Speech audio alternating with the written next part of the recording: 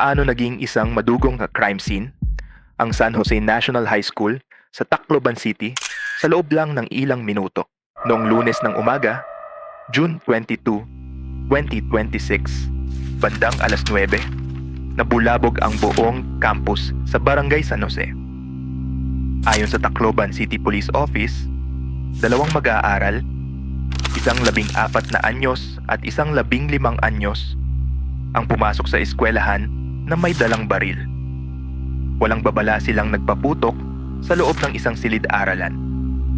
Ang resulta, 3 estudyante ang agad na nasawi, habang 11 pa ang sugatan at isinugod sa ospital. 2 sa mga nasawi ay idineklarang dead on the spot. Mabilis na rumesponde ang pulisya. Sa loob ng ilang minuto, naaresto ang 2 suspek.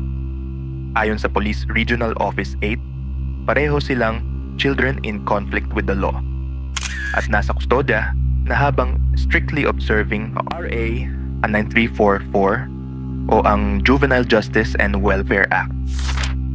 Sa unang ulat, sinabing ang motibo ay matinding sama ng loob dahil sa bullying. Isang kwento ng paghihiganti na pinag-uusapan na rin sa initial police summaries. Pero kinabukasan, kumalat online ang mga screenshot ng umano'y group chat. Dito na nag-iba ang usapan. Ayon sa mga kumakalat na post, hindi pa kinukumpirma ng PNP halos 1 buwan daw itong pinagplanuhan at may mga mensaheng binabanggit pa ang juvenile justice law. Kung totoo, lumalabas na inaral nila ang batas dahil sa paniniwalang hindi sila makukulong dahil menor de edad sila. Ulitin ko, hindi pa ito official.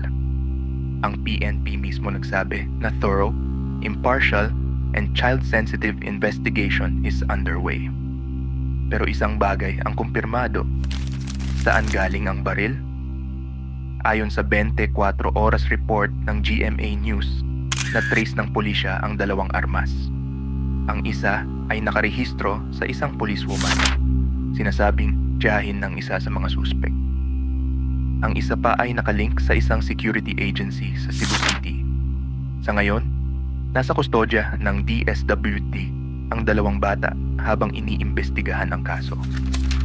Wala pang formal na kasong isinampa na inanunsyo ang DOJ. Pero ang insidente ay nagbukas muli ng pambansang debate. Dapat na nga bang amyendahan ang juvenile justice law kung ang krimen ay pinagplanuhan at may malinaw na intensyon? Ang trahedya sa Tacloban ay hindi lang tungkol sa 3 buhay na nawala.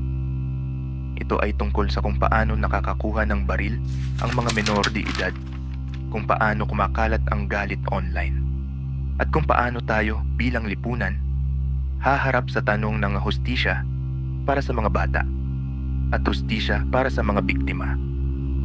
Kung gusto mo pa ng mga content na ganito, follow mo na ang Kwento at Kape.